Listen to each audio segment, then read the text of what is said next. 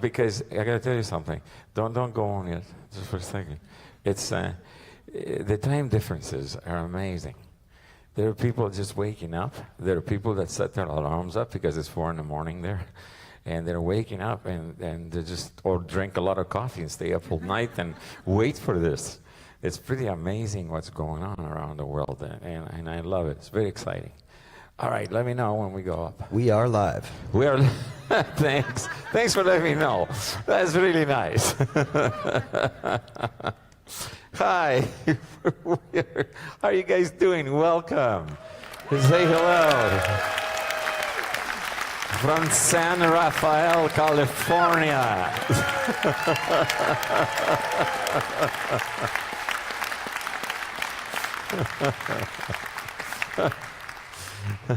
Sorry to wake you all up. We've been having a lot of fun, as usual. And you can tell the audience is very boisterous. And we're having just... Do you have any questions? I do. You always have questions. All right, Michael, go. Where are we going first? The first question comes from South Korea. Oh. Hello, Yanni. I am Yu Kyung Lee from Seoul, South Korea. I am a longtime fan of yours who has been listening to your music every single day for many years. When I listen to your music, I feel two different distinct parts. The first part is pure emotion, something that we don't get enough of these days. The second part has a very different feel from any other kind of music, especially music with lyrics. I would like to hear your answer as to what this second very powerful part that I am feeling is. It touches me and moves me, and I would like to know why and how. Thank you for giving me this opportunity. It's a very difficult question. Thank you very much, but it is a great question.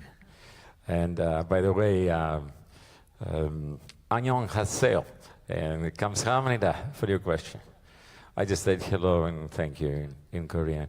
I have been in South Korea many, many times, and the fans are amazing. I have a lot of fans there.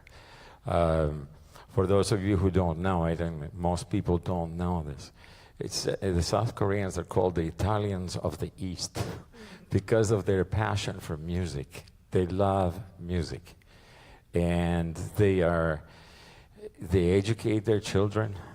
They protect their children from quote unquote, or parentheses, however you want to cover it up, from garbage. There's no other word to put it. Just to protect them from seeing things that they shouldn't. And they learn to play the violin. They learn how to play the piano. They're really educated. It's pretty amazing. I've been going there for what, 20 years now. I was there in '94. It's more than 20 years.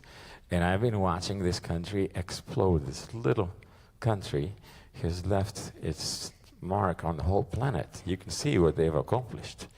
It's completely different now than it was 10 years ago, 15 years ago. Pretty stunning. Thank you for your question. If I can remember what you asked. I had to tell him a little bit about, that's what I mean. If you don't go there, you won't know. By the way, they're amazing audiences, but they can be feisty. They're strong. They're very strong people. They're, yeah. They're, you know, all Asians are not the same. We tend to lump everybody together. They're not. They're every culture, from Thailand to Indonesia to South Korea to Japan. You keep going. They're all different. Vietnam, anything. You just name it. It's a different thing. And they have their own sensitivity, the gentleness, or they can be a little tougher. Anyway, I think the emotional part that you're talking about, definitely, because my music is pure emotion. That's what I work from. That's how I write music. I feel it, and that's it. I feel the emotion, and then it's very easy to know what sound I'm going to use, and then we'll talk a little later about creativity, not right now. How it goes about appearing, how do I make it materialize, what I hear in my head, and what I bring to reality so that you can hear it too, which is extremely important, of course. The other thing that I feel that you're mentioning is you're feeling it's a level of consciousness. In order to go to these places, that to be able to become one with your creation, your music, your painting, your book, if you're mathematics, physics, for doing equations, it's not plotting. It's not 1 + 1 = 2, therefore we know 3, and we can deduce A + B, we can deduce C. It's a quantum leap. You find yourself at Q, and you don't know how you get there. These levels are very difficult to reach. And if I have done my job right, when you hear the music, you go to that level. You should do that. And all of a sudden you feel it. And as long as the music is playing, you're there. If the music stops, you have to put it on repeat. It is, I think that's what she's trying to describe. It is Korean is almost impossible to translate in English, and vice versa. So that's what you're hearing there.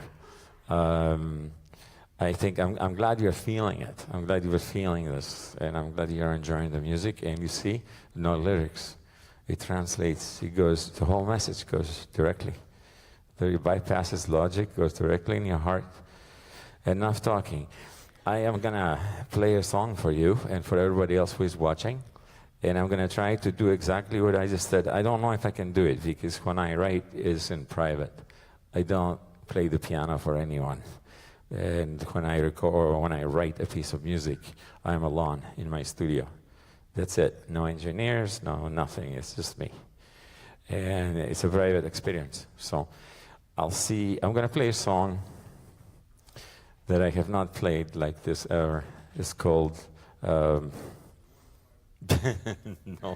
that's a good guess though, good guess. But it's a little slow. I would play a word in private. It's called Whispers in the Dark. Yeah. Let's see if I can go away and go into the black and create something that's not there. And it's just a matter of me relaxing, right? I can't see you very well. I have a light in my eye, but here we go.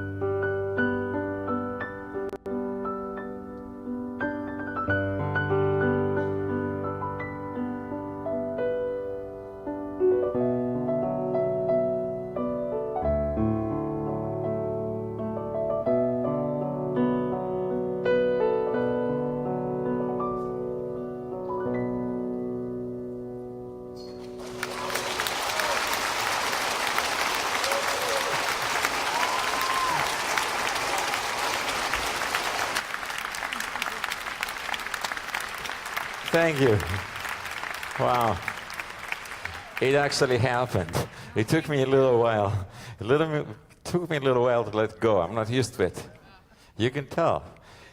The best version, you like it. You know the song.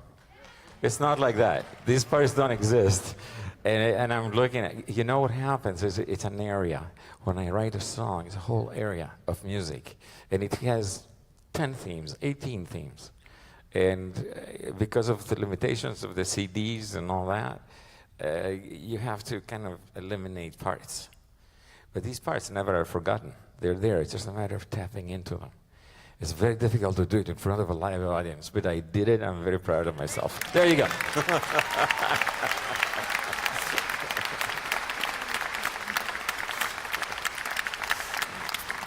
Yeah. I'm very happy we were recording this because I don't know what I did. Okay. All right, Michael, where else we go? Joy from New Jersey wants to say, my very favorite piano composition is the original version of In the Mirror. I would love to hear you play it live. My Joy? Yes, your Joy. You have no idea. This lady, we were doing, it was 2000, was that 2011? Or 2001? One of those. 2011. We were doing the concert in Puerto Rico. Okay. Who has trivia about Yanni? Because I don't. We were doing El Moro. We did the video at El Moro, which was amazing.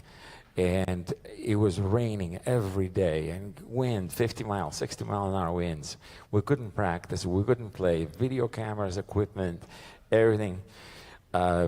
We managed to do one concert. Almost made it through. It was a little more than 3/4. But that wasn't good enough. You had to have the whole concert to have video. And I had one more day left. We've been trying for 3 or 4 days. We couldn't get it done. And I looked down and I saw, could you put it back on, or is that difficult? Yes, we can do that. I saw this beautiful face sitting four rows back. And she was not carrying an umbrella. It's outdoors. We're at El Moro is a fort in Puerto Rico. It's beautiful, but you're exposed to the elements. And I saw her without an umbrella, and something came to me and said, it's not going to rain tonight. Your mom is here. Swear to God, true. I saw her without an umbrella, and it didn't rain, and we did the whole concert, and it was amazing. And it worked. So sorry to do this to you, Joy, but what I did is after the concert, immediately I went and found her. And I hugged her and I said, you were my mom, and because of you, I knew it wasn't going to rain, and it didn't. And from now on, for the rest of your life, you have a pass for you and your friends, any concert, anywhere in the world that I am playing at. And so, yes, I'm going to play. Well, In the Mirror, of course I'm going to play anything Joy wants. This is for you, my love.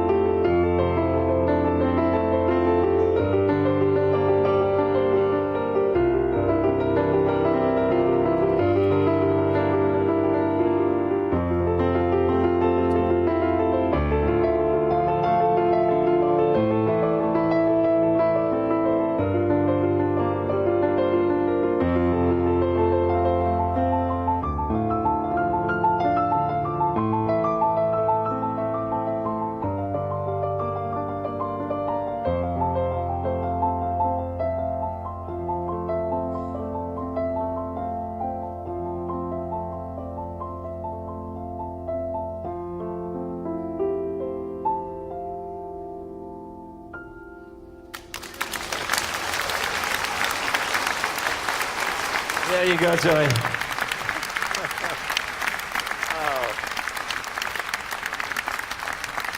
Every time I see Joy, I get a smile on my face. And she still dances. Mr. 83-year-old, where are you? Oh, there you are, sorry. Oh, it made you cry. Thank you, but it feels so good. I wish you had a microphone all the time. You're going to be my sidekick. You got all the lines. All right, Michael, where else? Khalid from Cairo, Egypt writes, "This is such a privilege, dear Yanni. Thank you so much, and we are waiting for all of your new updates. And by the way, there is a warm message with love from my students in Russia after I showed them your wonderful song, One Man's Dream, from the Dream concert in Egypt. They were amazed with it, and they were amazed more when they knew that you are answering personally direct to your fans. Yeah. My question is, would you like to one day add an Arabian musical instrument to your orchestra in the near future, as you already did with many other foreign instruments? Thank you, Yanni, and come back again to Egypt, please. We do love you." Of course. Thank you, Colin. Thank you. Yes. Wow. Obviously, I would add an instrument. Every country I go to wants me to use their instruments if I could, but I never do. Not never. I only do it when I feel that I understand the culture, I understand the instrument, and it's real, and I know what I'm doing. I don't just go to Brazil, pick up a Brazilian instrument and start making some music if I don't know what it's used for and what it means to the culture. I don't want to lie. I want to tell the truth. In instrumental music, you can't lie with. You can't, it's not words. Anybody, you know, a parrot can put 3 words together, I love you, you know, but try saying that with notes. If you don't know what love is, if you don't feel it, how are you going to put it into notes? How are you going to describe it? Can't lie. That's the beauty of it. And so, yes, I loved Egypt. We were there, played in front of the Sphinx, and I started with One Man's Dream because it was a dream of mine for 30 years. We were going to go to Egypt. We were going to go to Egypt. We never made it. Finally, we did it. It was a spectacular thing for me and what it felt like to be there. And we were loved to death by the Egyptian people. We were taken in, adopted. We were treated like I cannot even describe. Very, very nice people, very sweet people. And they never, you know, I have to say this at the risk of talking too much now. It's not like they were looking at me going, "Oh, okay, here's the famous man. Let's go over there and get his autograph." They were going, "Hey, Yanni, welcome home. We love you. We love you." And they waved at me. Or they came over and hugged me, which drove my bodyguards crazy. So, you know what I'm going to do? Since you said Russian students, were you teaching them in Egypt or were you in Russia doing it? That was not very clear on your message. It's irrelevant. But if you don't mind, can I play One Man's Dream for them? Hey, thank you. See? Thank you.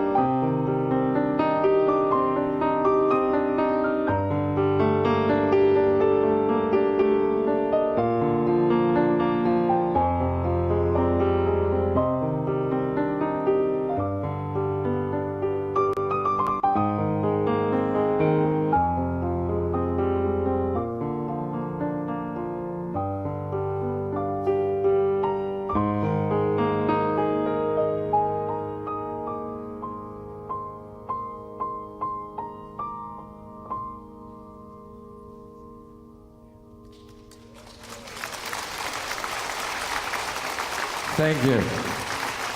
Before we go off, Travis, stay for a second. I wanted to say something about this song. I don't know how many of you have noticed it, but this song remains unresolved. It is only 2 minutes and 45 seconds because that's all I had to say on the subject. But it is unresolved. You don't know the ending. When I finish with... instead of going...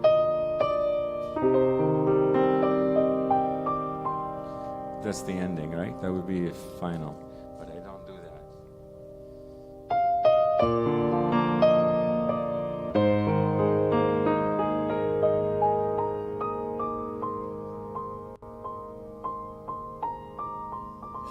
Still an open door. We don't know the answer. Okay. That was it.